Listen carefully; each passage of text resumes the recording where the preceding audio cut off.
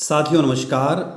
इस video lecture में आज हम लोग डिस्कस करने वाले हैं बीएससी प्रथम वर्ष का जो एग्ज़ाम हुआ 2022 में फाउंडेशन कोर्स का second paper, part A environmental education and part B yoga and meditation. इसके जो 100 क्वेश्चन है यहाँ पर दिए हुए 50+50 यानी 100 प्रश्नों का सॉल्यूशन हम लोग इस वीडियो के अंदर देखने वाले हैं। यह जो पेपर है साथियों, यह पेपर 5/8/2022 को हुआ था।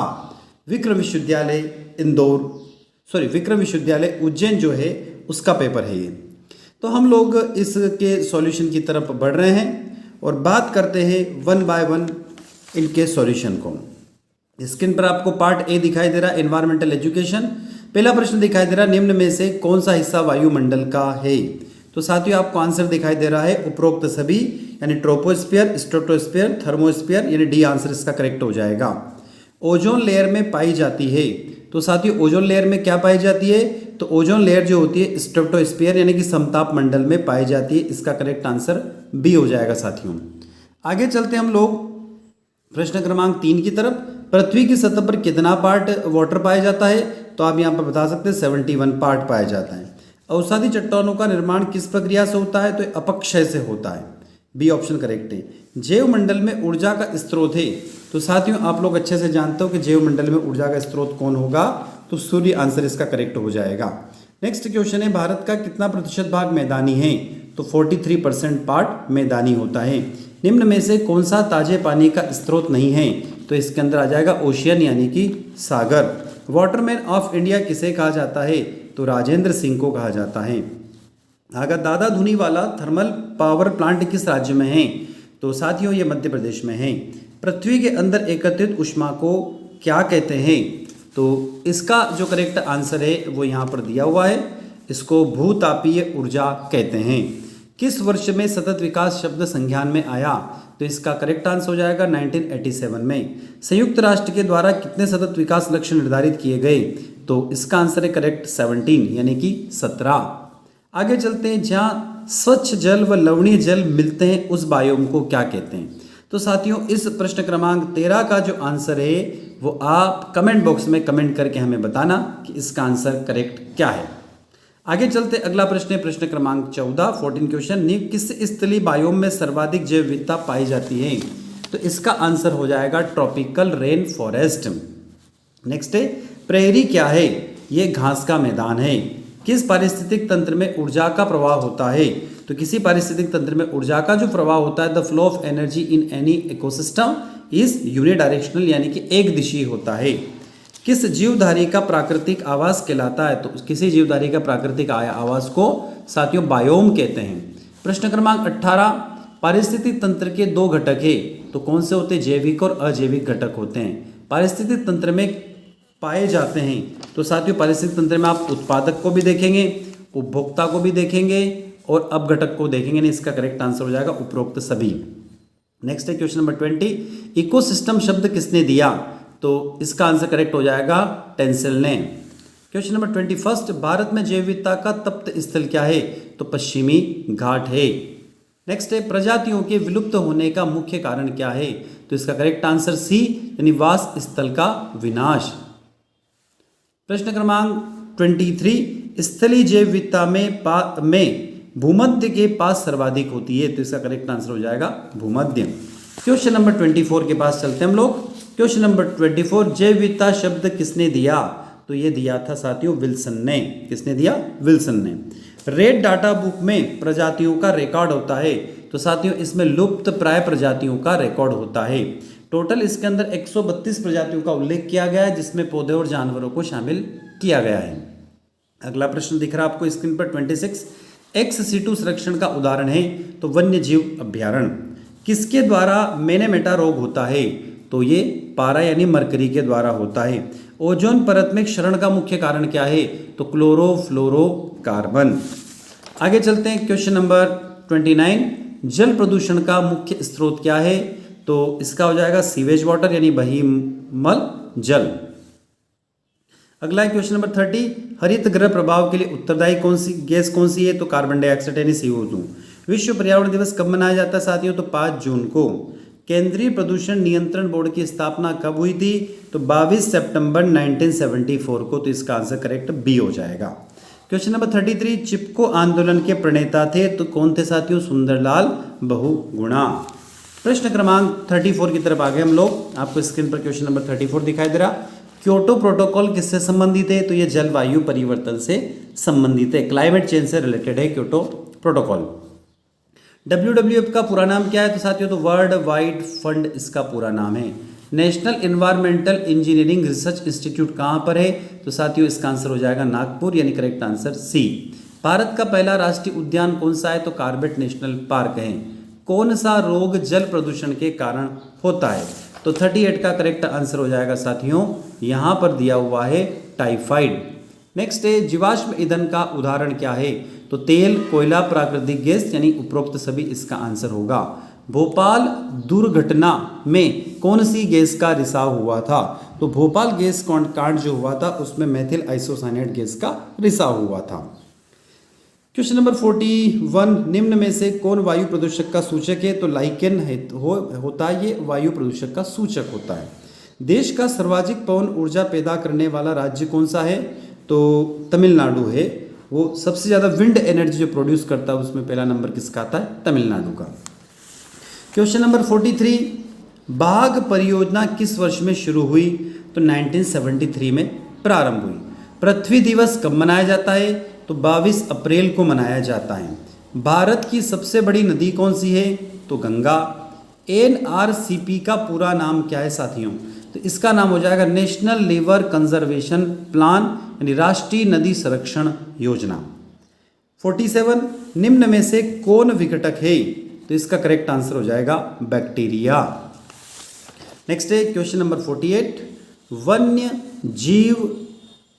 वन्य प्राणी संरक्षण अधिनियम किस वर्ष में पारित किया गया?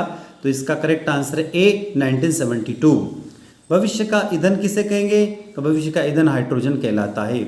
जल प्रदूषण निवारण एवं नियंत्रण अधिनियम कब लागू किया गया? तो 1974 में लागू किया गया। तो साथियों ये थे हमारे पर्यावरण अध्ययन के 50 प्रश्नों का सॉल्यूशन।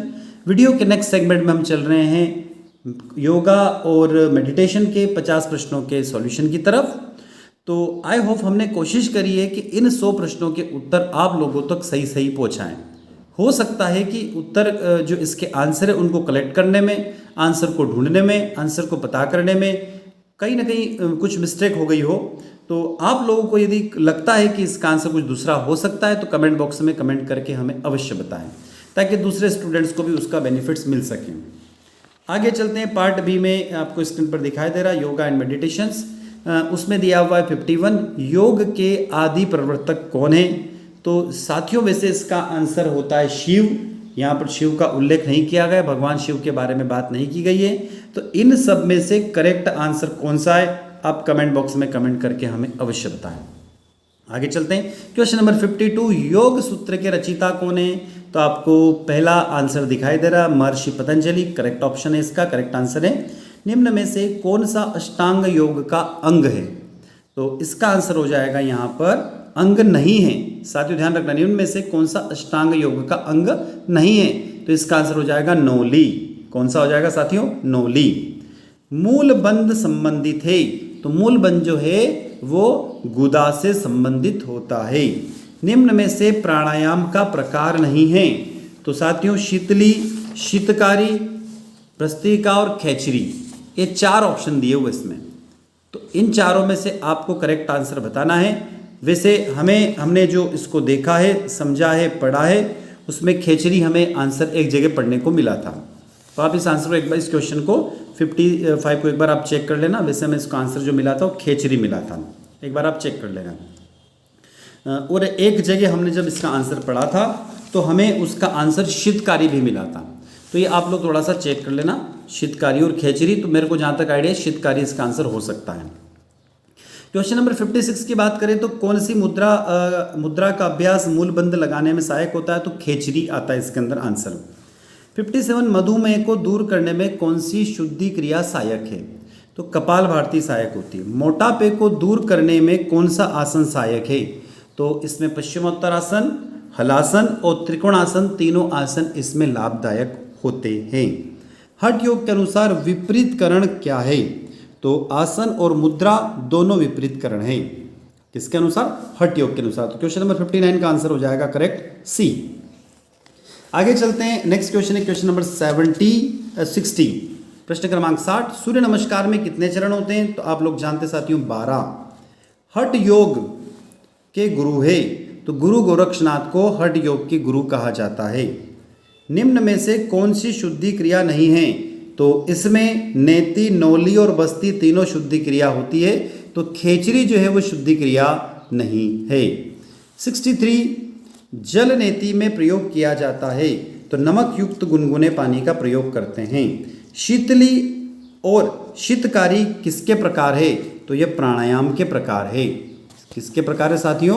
प्राणायाम के प्रकार है। तो 64 का आंसर हो जाएगा प्राणायाम। नेक्स्ट है, अगला क्वेश्चन आपको दिखाई दे रहा 65, नेत्र विकार को दूर करने के लिए कौन सी शुद्धि क्रिया की जाती है? तो आप लोग जानते हो नेत्र विकार को दूर करने के लिए, मेडिटेशन करने के लिए त्रटाक क्रिया की जाती है। योग कर्मेशु कौशलम, यह योग की परिभाषा किसके अनुसार है? तो योग की परिभाषा योग सूत्र के अनुसार है। योग कक्षा में ध्यान, कक्षा शुरू करने से पहले क्या किया जाता है? तो सबसे पहले ध्यान किया जाता है। पवन मुक्तासन प्रयुक्त होता है कब्ज की बीमारी में। निम्न में से किस ग्रंथ में प्राणायाम का वर्णन किया गया है? तो साथियों पतंजलि योग सूत्र में भी वर्णन किया गया प्राणायाम का, हठ प्रतिपदिका में भी किया गया है और घेरंड संहिता में किया गया है। तो इसका आंसर हो जाएगा उपरोक्त सभी। किस अभ्यास के बाद प्राणायाम किया जाता है? तो ध्यान के बाद प्राणायाम किया जाता है। तो इसका करेक्ट आंसर हो जाएगा ध्यान। 70 क्वेश्चन, किस अभ्यास के बाद प्राणायाम किया जाता है? तो इसका करेक्ट आंसर ध्यान। 71, ह शब्द का अर्थ क्या है? तो साथियों ह शब्द का अर्थ होता है चंद्र या चंद्रमा। क्वेश्चन नंबर नेक्स्ट आपको दिखाई दे रहा 72, अष्टांग योग में प्राणायाम का क्रम कौन सा है? तो यहाँ पे 4 ऑप्शन दिए, उसमें आप देखते हैं यम जो है वो अष्टांग योग में पहले नंबर पर आता है, दूसरे पे आता है नियम, तीसरे पे आता है आसन, चौथे पे आता है प्राणायाम, पांचवें पे आता प्रत्याहार, छठे पे धारणा, सातवें पे ध्यान, आठवें पे समाधि। तो प्रश्न ये है कि अष्टांग योग में प्राणायाम का क्रम किसके बाद आता है? प्राणायाम का क्रम किसके बाद आता है साथियों? तो इसका करेक्ट आंसर हो जाएगा प्राणायाम का क्रम किसके बाद आता है? तो देखो किसके बाद आता है, इस प्रश्न को ध्यान से पढ़ो। तो अष्टांग योग में प्राणायाम का क्रम किसके बाद आता है? तो साथियों इसका करेक्ट आंसर यहां पर हो जाएगा आसन के बाद आता है। और प्राणायाम के बाद कौन आता है? तो इसके बाद में प्रत्याहार आता है। तो आपका करेक्ट आंसर यहाँ क्या हो जाएगा? आसन के बाद प्राणायाम आता है, प्राणायाम के बाद प्रत्याहार आता है, प्रत्याहार के बाद धारणा आती है, धारणा के बाद ध्यान आता है, ध्यान के बाद समाधि आती है। तो इसका करेक्ट आंसर हो जाएगा यहाँ साथियों सी वाला ऑप्शन आसन। केवल्य का अर्थ क्या है? तो इसका अर्थ होता है मोक्ष। आगे चलते हैं, क्वेश्चन नंबर 74, महर्षि पतंजलि किस दर्शन से संबंधित थे? तो योग से संबंधित थे। पूरक संबंधी थे। तो साथियों आपने यदि योग के बारे में डिटेल में पढ़ा हो तो उसमें पूरक, रेचक, कुंभक 3 शब्द आते हैं। इसमें यह पूरक जो शब्द है इसका मतलब होता है श्वास लेना। तो यहाँ पर हम देखेंगे कि यहाँ पर ये किससे संबंधित है? प्राणायाम से संबंधित है। सूर्य नमस्कार में कितने मंत्र होते हैं साथियों? तो 12 मंत्र होते हैं। सूर्य नमस्कार में कितने मंत्र होते हैं साथियों? तो 12 मंत्र होते हैं। 76 का आंसर हो जाएगा यहाँ पर सी। 77, सूर्य नमस्कार का दूसरा मंत्र कौन सा है? तो पहला मंत्र होता है ओम मित्राय नमः, दूसरा ओम रवे नमः और तीसरा ओम सूर्याय नमः। तो यहाँ पे करेक्ट आंसर हो जाएगा दूसरा मंत्र, ए ऑप्शन, ओम रवे नमः। कपालभाति अंग है किसका? शुद्धि क्रिया का। किसका? शुद्धि क्रिया का। आगे चलते हैं, उड्डयन बंद संबंधित है। तो साथियों इसका करेक्ट आंसर हो जाएगा उदर से संबंधित है। 80 प्रश्न, क्वेश्चन नंबर 80। 80 और प्रश्न आपको दिखाई दे रहा है, अष्टांग योग में ध्यान का स्थान कौन सा है? तो अभी आपने अष्टांग योग की बात करी थी, तो वो कौन सा था? छठे नंबर पर आता है, 6th पोजीशन पर आता है। श्वास छोड़ने की क्रिया को क्या कहते हैं? तो पूरक, रेचक, कुंभक। तो यहां पर हो जाएगा साथियों कुंभक हो जाएगा। साथियों पूरक कुंभक रेचक कहते हैं, इसको ध्यान रखना। साथियों रेचक आंसर इसका करेक्ट, थोड़ा करेक्शन हो जाना, करेक्शन कर लेना, इसका आंसर क्या हो जाएगा, रेचक हो जाएगा। पाद हस्तासन एवं पर्वतासन अवस्था है किसकी है, तो ये सूर्य नमस्कार की अवस्थाएं होती है। आगे चलें, क्वेश्चन नंबर 83, उड्डयन बंद की जा सकती है तो बैठकर और खड़े होकर दोनों तरीके से किया जाता है, तो इसका करेक्ट आंसर हो जाएगा डी, यानी ए और सी इसका करेक्ट आंसर हो गया। आगे चले, क्वेश्चन नंबर 84, स्क्रीन पर 84 क्वेश्चन दिखाई दे रहा, कौन आधुनिक योग के गुरु नहीं है, तो आधुनिक योग के गुरु नहीं है तो श्री अरविंदो आधुनिक योग के गुरु है, कृष्णमाचार्य है और महर्षि रमण है। तो महर्षि घेरंड पुराने जमाने के क्या है, योग गुरु है। तो वर्तमान समय की बात करें तो ये तीनों हैं, तो इसका आंसर हो जाएगा यहाँ पर डी। पश्चिमोत्तर आसन का विपरीत आसन क्या है, तो साथियों एक प्रश्न क्रमांक 86 का आंसर आप लोग कमेंट बॉक्स में कमेंट करके हमें बताइएगा। प्रश्न क्रमांक 86, उच्च रक्तचाप में कौन सा आसन वर्जित है, तो आगे की ओर झुककर किए जाने वाले आसन वर्जित है, यानी कि 86 का आंसर हो जाएगा ए। 87, मुद्रा का क्या अर्थ है, तो साथियों मुद्रा का अर्थ होता है यहाँ पर आनंद और हर्ष, यानी कि सी आंसर करेक्ट हो जाएगा। 88, पतंजलि योग सूत्र में कितने पाद है, तो साथियों इसका करेक्ट आंसर हो जाएगा 4। कौन सा आंसर हो जाएगा, 4 आंसर हो जाएगा।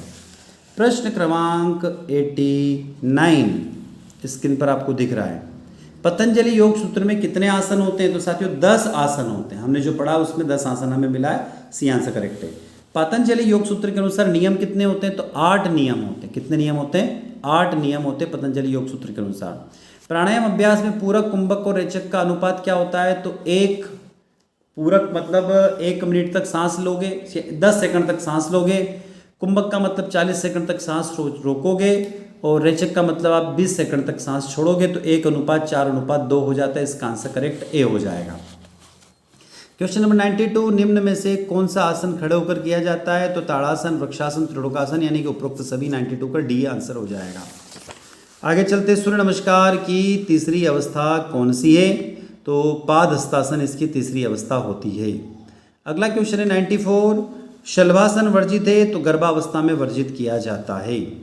95, किस प्राणायाम में प्यास पर काबू पाया जा सकता है, तो शीतली प्राणायाम में प्यास पर काबू पाया जा सकता है। त्रटाक क्रिया कौन सी है, तो त्रटाक एक आसन है। श्वास रोकने की क्रिया क्या कहलाती है साथियों, तो पूरक, कुंभक और रेचक, तो कुंभक कहलाती है। क्वेश्चन नंबर 98 की तरफ आगे, कुंभक के दौरान कौन सा बंध लगाया जाता है, तो साथियों यदि हम कहें प्रश्न क्रमांक 98, तो कुंभक के दौरान कौन सा बंध लगाया जाता है, तो मूल बंध, जालांधर बंध और उड्डयन बंध तीनों लगाए जाते हैं। निम्न में से कौन सा आसन पीठ के बल लेटकर किया जाता है, तो शवासन पीठ के बल लेटकर किया जाता है। और 100 और लास्ट क्वेश्चन दिया हुआ है, अंतर्राष्ट्रीय योग दिवस किस दिन मनाया जाता है, तो इसका करेक्ट आंसर आप लोग अच्छे से जानते हो, 21 जून को मनाया जाता है। तो साथियों ये थे हमारे BAC प्रथम वर्ष के फाउंडेशन कोर्स जो सेकंड है उसका पार्ट ए और पार्ट बी के 100 क्वेश्चंस का सॉल्यूशन, जो पेपर 5 अगस्त 2022 को हुआ था। हमारे द्वारा कोशिश ये की गई है कि सभी प्रश्नों के सही और सटीक उत्तर आप तक पहुंच सके। यदि किसी क्वेश्चन के आंसर में आपको डाउट लगता है कि इसका आंसर कोई दूसरा हो सकता है, तो आप हमें कमेंट बॉक्स में कमेंट करके अवश्य बताएं। वीडियो अच्छा लगता है तो लाइक अवश्य करें थंब दिखाकर, चैनल पर नए हैं तो सब्सक्राइब अवश्य करें और अपने दोस्तों तक शेयर करें ताकि उनको भी इसका लाभ मिल सके। तो साथियों नए वीडियो के साथ फिर आपसे मुलाकात होगी, हम आपसे विदा लेते हैं। धन्यवाद साथियों, जल्द आपसे मिलेंगे।